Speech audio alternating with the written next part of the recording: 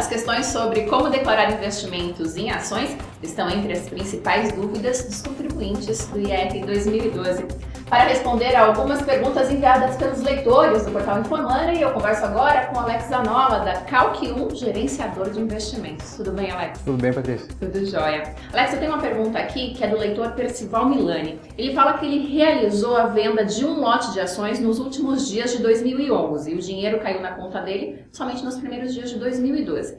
Essa operação, ela é entendida como tributável em 2011 ou em 2012? Essa é uma dúvida frequente que os investidores têm, e a correta apropriação da base de cálculo para o imposto de renda é a data de pregão. Então ele vai considerar ainda em 2011 e não em 2012. Ele pergunta até se esse é o mesmo raciocínio que deve seguir naqueles impostos devidos mês a mês, quando a operação é feita em um mês e o montante só é acreditado no mês seguinte. É a mesma sistemática, porque na verdade o D+3 do financeiro ele não vai influenciar a base de cálculo para recolhimento do imposto de renda. Certo. Eu tenho uma pergunta aqui também do leitor Anderson Nunes. Ele fala que ele tem ação em bolsa, mas ele não movimenta há mais de um ano. Ele deve informar o valor de aquisição líquido desse ativo ou deve informar o valor de fechamento do último pregão de 2011? Nessa situação que o investidor mais de longo prazo e também no de curto prazo, que não encerra o ano, ele sempre deve informar o preço de aquisição desse ativo. Não é a posição de fechamento, não interessa a cotação que estava em determinada data, no último dia do ano, ou na data que ele comprou. É sempre o custo médio ponderado, então ele deve pegar o custo de aquisição dessa ação, incluir os custos operacionais e realizar um custo médio dessa ação. Esse é o valor que deve ser informado na declaração de imposto de renda dele. Tá certo. Tem uma pergunta aqui do José Antônio da Mata. Ele fala assim que ele sempre declara pelo modelo simplificado, porque para ele é mais vantajoso. Mas ele fica com algumas dúvidas com relação à declaração de ações. Por exemplo, qual é o código para as ações no modelo simplificado? Bom, é interessante deixar claro aqui que, independente de modelo simplificado ou completo, a renda variável ela não vai influenciar no restante dos rendimentos, porque ela é uma tributação definitiva, e também não vai diferenciar o código que ele vai usar. Para as ações, o código que deve ser usar na informação dos bens é o código 31, ações. Então é lá que ele deve informar todas as ações que ele tem. E os dividendos recebidos, onde ele deve colocar? Os dividendos são lucros recebidos da empresa e eles são rendimentos isentos. Logo, eles devem aparecer na ficha de rendimentos isentos e não tributáveis. Tá certo. Ele fala também que ele sempre vende abaixo de 20 mil, taxado pela Receita e tal. Mas ele sabe que mesmo assim ele deve informar essa operação. É isso mesmo? É isso mesmo. Muitos investidores acreditam que por ser isento o rendimento, abaixo de 20 mil reais ser positivo, eles não precisam declarar. Essa é uma informação equivocada e a informação, o lucro ele está isento, não quer dizer que você não precisa declarar. Então, se você tiver um rendimento positivo nessa operação, ele deve declarar lá na ficha de rendimentos isentos e não tributáveis também, no campo outros, ele deve incluir o mês que ele teve esse rendimento e o valor positivo. Em caso de rendimento negativo, em um mês, resultado negativo, ele deve informar normalmente na ficha de renda variável para poder compensar esse prejuízo com lucros futuros.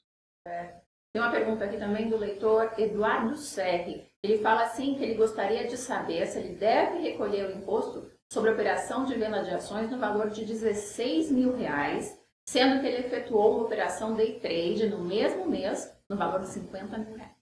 Deve. Infelizmente, ele deve recolher se ele terminou com lucro essa operação, porque a isenção ela leva em consideração as operações que você também faz em day trade, porque é o mesmo mercado, né? Embora seja uma operação iniciada e finalizada no mesmo dia, ela é do mesmo mercado que as outras ações que ele vendeu, é mercado à vista. Então, entra no somatório dos 20 mil reais, então só pelo day trade ele já passou do limite de isenção, e se ele teve um resultado positivo, ele deve sim fazer esse recolhimento. Então, só para deixar claro, apesar da venda de ações ter sido de 16 mil, como ele tem essa operação de day trade no mesmo mês, soma a título de tributação. Isso mesmo.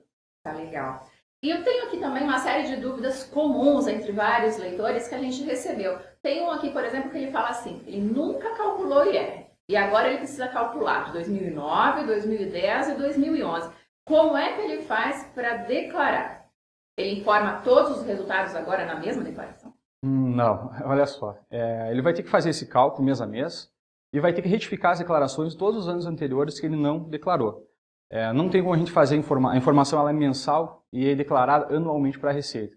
Então ele vai ter que retificar essa declaração, vai ter que fazer as informações mensais mês a mês, recolher algum tributo que ele teve com juro e multa, e não tem outro jeito, ele vai ter que ter esse trabalho de retificação, não tem como informar nessa declaração de abril os resultados de 2008 ou 2009 2010. É apenas 2011. Tá. Falando nisso de juros e multa, tem uma pergunta aqui também, que a pessoa ela precisa pagar o IR em atraso. Como é que ela calcula esses juros e a multa? O juro e a multa, ele tem uma variável de 0,33% ao dia de multa, né, limitada em 20% do valor. Os juros são calculados com base na taxa Selic. E o melhor método do cliente do investidor fazer esse cálculo é acessar o sistema chamado Sicalc Web da Receita Federal. E é um sistema muito simples que você preenche os seus dados, preenche a base de cálculo, o valor, a base que originou esse recolhimento, o valor e o sistema vai calcular os juros e a multa. Então é gratuito, não tem nenhum custo para fazer e a Receita disponibiliza esse sistema para você baixar ou para você utilizar via internet. Tem uma pergunta aqui também que fala que ele teve lucro no mercado comum e no day trade.